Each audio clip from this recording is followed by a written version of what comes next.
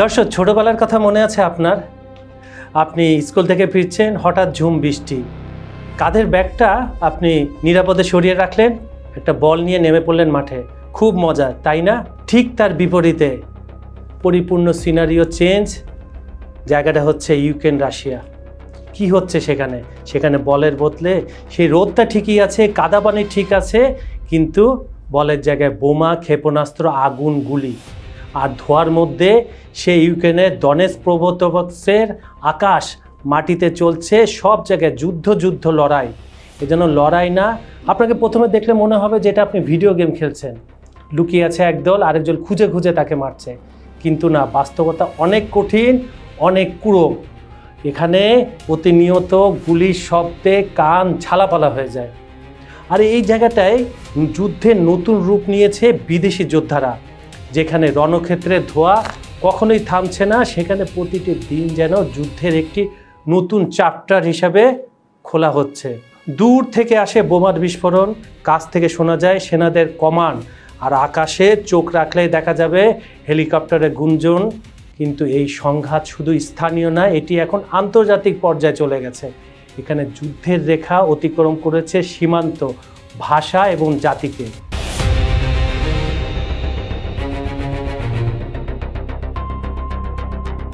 Ukraine রাশিয়ার যুদ্ধে কিন্তু শুধু নিজ দেশের যোদ্ধারা যুদ্ধ করছে না। দর্শক, আপনারা জানেন ইতিমধ্যে গণমাধ্যমে এসেছে, আগেরবার আরও এসেছিল, এখন নতুন করে আবার আসছে। কি আসছে? সেখানে বিভিন্ন দেশের ভাড়াটে সেনারা, হতে পারে পোলিশ থেকে, রোমানিয়া থেকে, ব্রিটিশ থেকে, মার্কিন থেকে এবং ল্যাতিন আমেরিকা, কলম্বিয়া থেকেও কিছু ভাড়াটে যোদ্ধারা ইউক্রেনের পক্ষে যুদ্ধ করছে। আপনি বাইরে থেকে যুদ্ধ করতে গেছেন, ইউক্রেনের হয়ে যুদ্ধ করছেন, কিন্তু আপনাকে কিন্তু সহজ রেজিমেন্টে পাঠানো হবে না। সবচেয়ে কঠিন জায়গায় আপনাকে পাঠানো হবে যুদ্ধ করার জন্য। সেখানে রাশিয়ার সৈন্যরাও যাবে না, ইউক্রেনের সৈন্যরাও যাবে না, কারণ আপনাকে তো টাকা দিয়ে কিনে আনছে তারা। যেভাবে হোক আপনি যুদ্ধে জড়িয়ে পড়ছেন, আপনি যে দেশের নাগরিক হন, সবচেয়ে কঠিন জায়গায় যেখানে সহজে যাওয়া যায় না, ফ্রন্টে রাখা হচ্ছে আপনাকে। জীবন গেলে আপনার যাবে, আপনার গায়ের যে ইউনিফর্মটা হয় সেটা ইউক্রেনের আর নয়তো রাশিয়ার, কিন্তু রক্ত তো ঝরবে আপনার। যদি জিতে যান, আপনার চাইতে বেশি নাম হবে সেই দেশের, কিন্তু জীবনটা তো আপনার। সেই ঘটনায় ঘটছে ইউক্রেন এবং রাশিয়ার কিছু এলাকায়।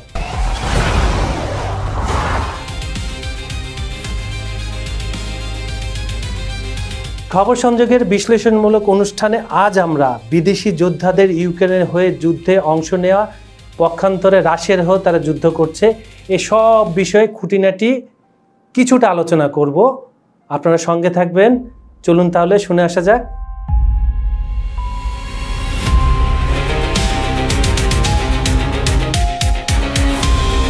ভাষার কথাটা আপনাদের বলেছিলাম না দর্শক, কেন ভাষার কথাটা বলছি, এই কথাগুলো আমার শুনুন মন দিয়ে। ইংরেজি ভাষায় এখানে এক ধরনের অস্ত্র। কেন অস্ত্র?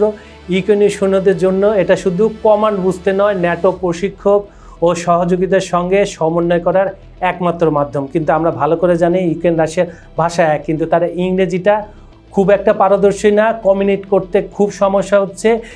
ধরেন আপনি আপনার বন্ধুর সাথে কথা বলছেন ইংরেজিতে, আপনাদের ফার্স্ট ল্যাঙ্গুয়েজ ইংরেজি না, ইংরেজি ভালো করে জানেনও না, আপনি সব জায়গায়, আপনার দেশের অর্থনীতি এত স্ট্রং যে আপনার ভাষাটাই সব জায়গায় চলে, হঠাৎ ইংরেজি আপনাকে বলতে হবে। সামান্য একটা রুমের ভিতরে কমিউনিকেট করতে এত অসুবিধা।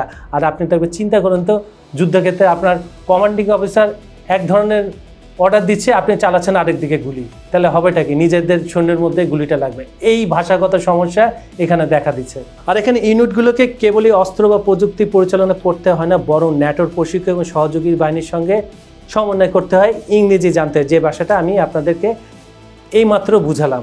তাহলে এগুলো কি প্রমাণ করছে? প্রমাণ করছে এখানে শুধু সরাসরি গোলাগুলির ময়দান না, এখানে ইন্টারন্যাশনাল একটা কৌশল, যোগাযোগ, কমিউনিকেশন যেটাকে আমরা বলি, আর প্রযুক্তির একটা সংকট রয়ে যাচ্ছে, যা প্রতিটি ক্ষেত্রে পরীক্ষা দিতে হচ্ছে এইসব সৈন্যদের। হেলমেটের আড়ালে ধ্বংস। আমরা কি জানি? হেলমেট আপনাকে প্রোটেক্ট করে। এখানে কি হচ্ছে ব্যাপারটা দেখেন। সেপ্টেম্বরের শুরুতে গ্লাইড বোমা হামলায় প্রায় সমস্ত স্প্যানিশ ভাষী ভাড়াটে সৈন্য ধ্বংস হয়েছে বলে রাশিয়া দাবি করছে।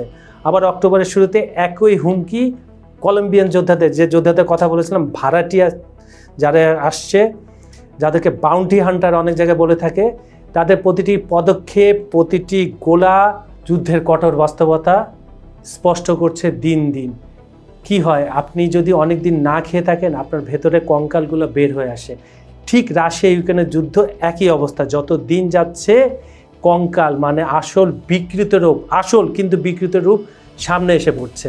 আরেকটি রাশিয়ার নিরাপত্তা সূত্র নিশ্চিত করে একই ধরনের আক্রমণে কলম্বিয়ান ভাড়াটে সৈন্যদের একটি দলও ধ্বংস হয়েছে। পক্ষান্তরে ইউক্রেনও কিন্তু একই ধরনের দাবি করছে। আমরা জানি কোনো দেশের মধ্যে যখন যুদ্ধ হয়, তথ্যর যুদ্ধ এক ধরনের যুদ্ধ। কারণ হচ্ছে আপনি সঠিক তথ্যটা পাবেন না, কারণ সেখানে রাশিয়া এক রকমের তথ্য দিবে, ইউক্রেন এক ধরনের তথ্য দিবে। আর এইসব ব্যাটেল ফিল্ডে গণমাধ্যম কর্মীদের প্রবেশ করা খুব কঠিন। আমরা ইতিহাসেও দেখেছি কেন গণমাধ্যম কর্মীরাও বিপদে থাকেন, অনেকে মারাও যান ব্যাটেল ফিল্ডে। তাই সঠিক খবরটা কে মারা যাচ্ছে, কিভাবে মারা যাচ্ছে, আমরা যতটুক দেখি আসলে ততটুক না। আমরা খুব সামান্য অংশ দেখি, সমুদ্রের কয়েক ফোঁটা বিন্দু দেখি, বাট পুরো সমুদ্রের একটা কিনারাও আমরা দেখি না। যাক, ফিরে যাই আবার যুদ্ধের ময়দানে। ভিডিওর মাঝখানে আমি আপনাদের বলেছিলাম না যে আপনাকে যেভাবে হোক যুদ্ধক্ষেত্রে নামিয়ে দেওয়া হচ্ছে, আপনাকে কিচেনে কাজ দেওয়া হয়নি রান্না করার জন্য, আপনাকে তথ্য সংগ্রহের জন্য কলম আর খাতা দেওয়া হয়নি, আপনাকে ওই যে কঠিন জায়গায় মোতায়েন করা হয়েছে, সামনে ব্যাটেল ফিল্ডের সামনে। ঠিক একই অবস্থা কলম্বিয়ার যোদ্ধাদেরও কঠিন এলাকায় মোতায়েন করা হয়েছে। মার্কিন ও ব্রিটিশ নাগরিকদের বিশেষজ্ঞ ভূমিকা, মানে এখানেও দেখেন একটা বৈষম্য। তারা এলিট, যে এলিট দেশ থেকে আসছে, যে দেশেরই না মানে যোদ্ধা হোক, যোদ্ধা তো যোদ্ধাই, কিন্তু তাদেরকে একটু সেফ জোনে রাখা হয়েছে। আর ন্যাটোর প্রশিক্ষক ও সরঞ্জামের সঙ্গে সমন্বয়ের জন্য ইংরেজি দক্ষতা অপরিহার্যতা। এখানে তো দেখি গোলাবারুদের চাইতে ভাষাটাই সবচেয়ে বড় সমস্যা। এদিকে সবাই প্রমাণ করছে যে যুদ্ধের মাত্রা এখন কেবল গোলাবারুদে নয়, বরং কৌশলগত আর মানব সম্পদ ব্যবস্থাপনা। মানব সম্পদ কেন বললাম, ওই যে আপনি বিভিন্ন দেশ থেকে লোক আসছে, সেই জায়গাটা এখানে টানা হয়েছে।